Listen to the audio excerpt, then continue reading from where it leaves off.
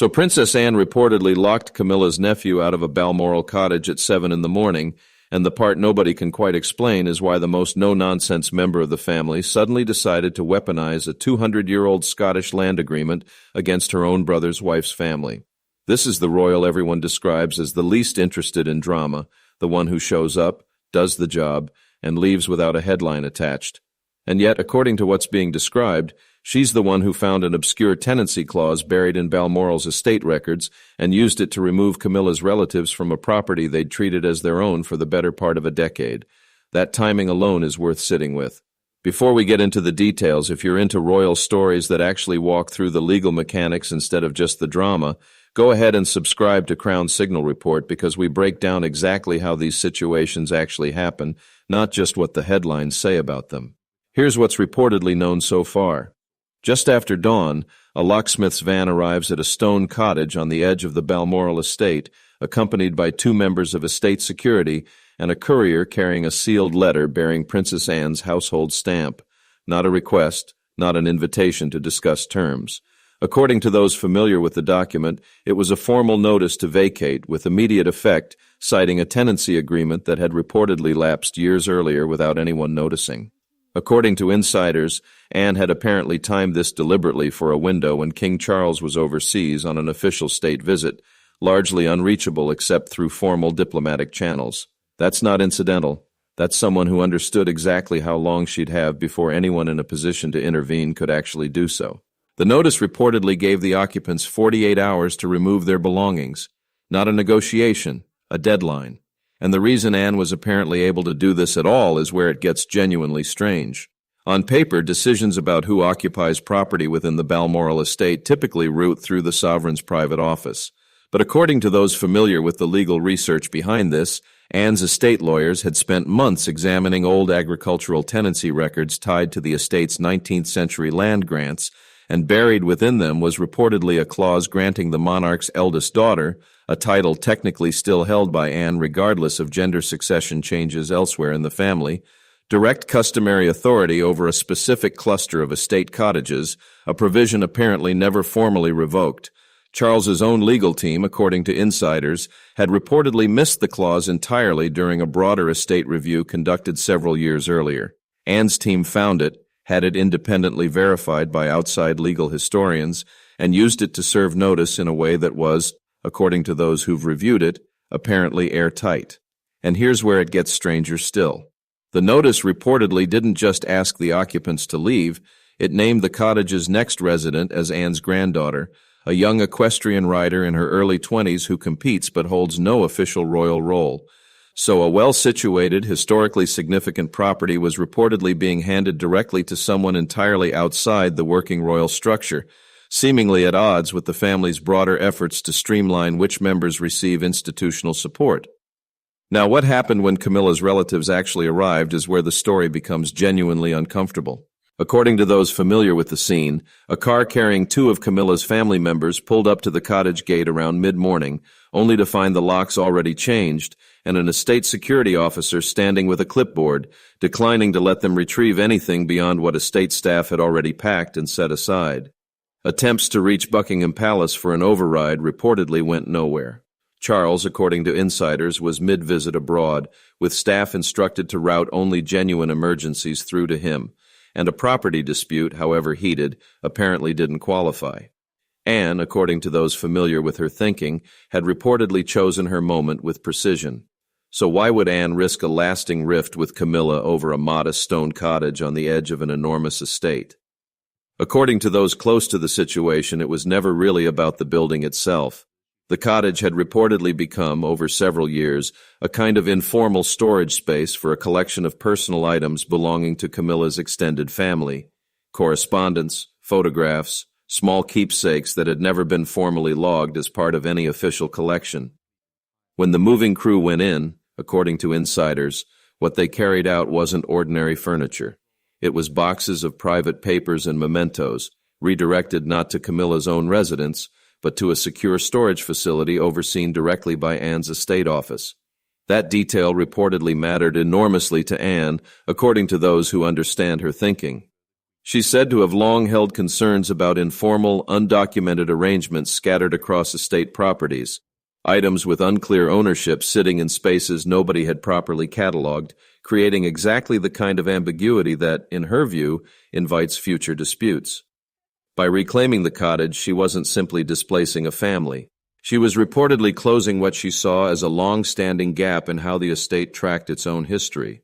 Within hours, according to insiders, Anne's granddaughter arrived with a single duffel bag and a set of keys, settling into the cottage with the same unbothered practicality she's known for on the competition circuit. Her father was reportedly waiting to hand over the paperwork personally. On the surface, it looked almost mundane, a young rider moving into a modest countryside property. But according to those familiar with the family's internal politics, it represented a genuine departure from the quieter, lower-profile role she'd maintained for years, largely by choice. The reason, according to sources, comes down to the cottage's proximity to Balmoral's private training paddocks, long associated with the family's equestrian tradition. For a competitive rider building an independent career, that access reportedly mattered more than any symbolic prestige attached to the property itself. The palace administrative apparatus, according to insiders, didn't take the shift quietly. Within a day, a letter from the relevant estate finance office reportedly arrived, noting that with the property no longer housing a family member connected to official duties, certain estate-funded maintenance services would be discontinued at the end of the month, a quiet financial squeeze apparently intended to make the new arrangement difficult to sustain. According to those familiar with her response, Anne's granddaughter simply arranged private contractors herself and moved on. Meanwhile, at Anne's own residence, according to insiders, a call reportedly went out, not to Buckingham Palace, but to Adelaide Cottage, William's residence. Sources suggest Anne and William had been quietly aligned for well over a year on a broader concern, ensuring that historically significant estate properties and informal family archives remained under the direct oversight of the working line of succession, rather than drifting into looser, less accountable arrangements involving extended in-laws. By backing Anne's move, William was reportedly signaling where his own priorities sat regarding long-term control of the estate's physical and historical assets. That alliance, according to those who understand the broader picture, wasn't really about one cottage. It was about establishing precedent, proving that the monarch's authority over every corner of the estate wasn't as absolute as generally assumed, and that other working royals could, if necessary, rely on similarly obscure legal footing to protect their own positions. Just as the situation seemed to settle, according to insiders, Camilla's family reportedly filed a formal claim, not attempting to reclaim the cottage itself, but asserting ownership over several items among the boxed materials, arguing they were personal gifts rather than estate property. If successful, that claim could have forced a public reckoning over what exactly belonged to whom. Anne's team, however, reportedly produced decades-old inventory records showing the items had been logged as part of the cottage's permanent contents long before the more recent informal arrangement began. The counterclaim, according to sources, was resolved quickly. The larger problem, though, was unfolding overseas, where Charles reportedly learned of the entire situation through briefing documents delivered mid-trip.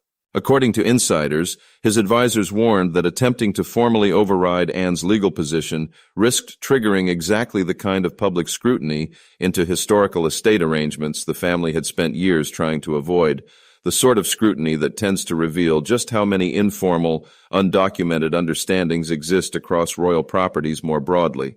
Charles, according to those close to him, ultimately concluded that a prolonged legal fight over a modest cottage playing out publicly while the country faced its own economic pressures would do the monarchy's reputation far more damage than simply allowing the new arrangement to stand.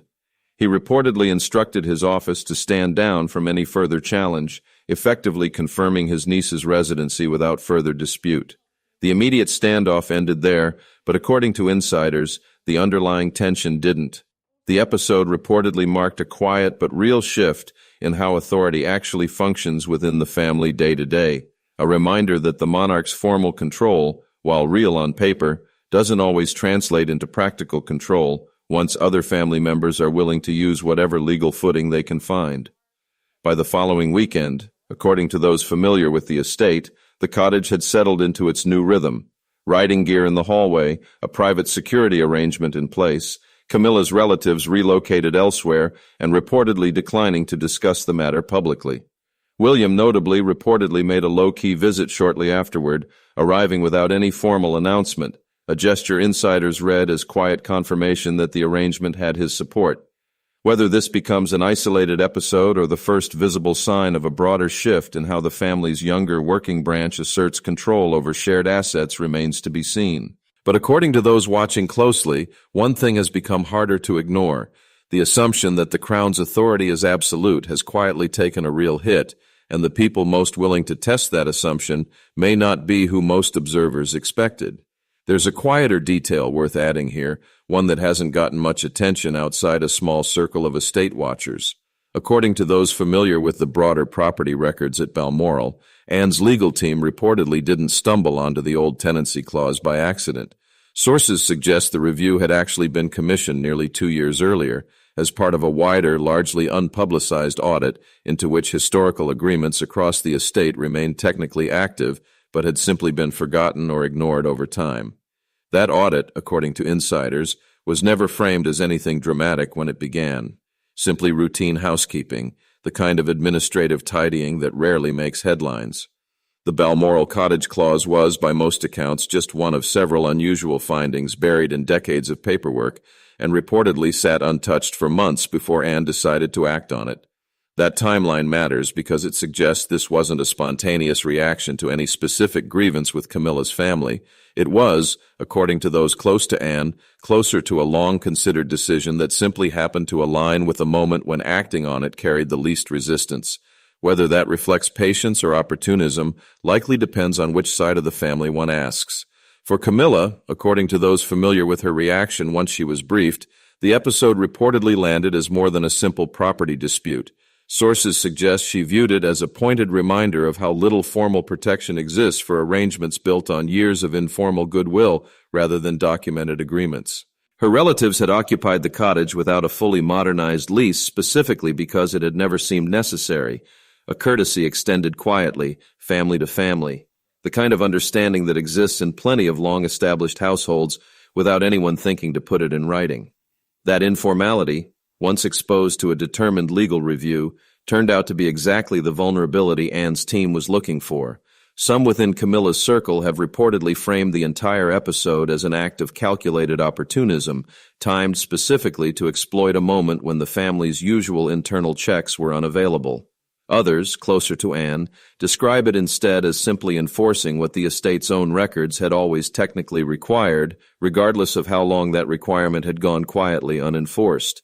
Both descriptions, notably, agree on the underlying facts. They simply disagree on how to characterize Anne's intentions. That disagreement has apparently rippled outward into how the wider family is now approaching similar informal arrangements elsewhere on royal estates. According to sources familiar with internal discussions, several other family members with long-standing but loosely documented use of estate properties have reportedly begun quietly requesting formal reviews of their own arrangements, apparently keen to avoid finding themselves in a similar position. That reaction alone, according to commentators following the story, may end up being the more lasting consequence of this entire episode, not the cottage itself, but a broader, quieter scramble across the estate to formalize what had previously been left comfortably vague. For Anne's granddaughter, meanwhile, life at the cottage has reportedly settled into a fairly ordinary rhythm within just a couple of weeks. According to those familiar with her routine, she's continued splitting her time between competition travel and early mornings at the training paddocks, largely indifferent, by most accounts, to the political undercurrents her new address apparently represents to everyone else. Her father, according to insiders, has been careful to keep her involvement framed strictly in practical terms. A suitable base for her training, nothing more, even as commentators elsewhere continue reading far larger institutional meaning into the arrangement. That gap between how the family privately frames the situation and how it's being interpreted publicly once details emerge may be the truest reflection of where the monarchy currently sits. What looks from the inside like a fairly narrow legal and logistical decision reads, from the outside, as a significant crack in a structure long assumed to be far more rigid than it apparently is. Whether Charles's decision to let the matter rest quietly proves to be the right long-term call, or whether it simply opened the door for more of these quiet, precedent-setting moves in the years ahead, is something only time, and apparently a great deal of old, half-forgotten paperwork, will eventually make clear.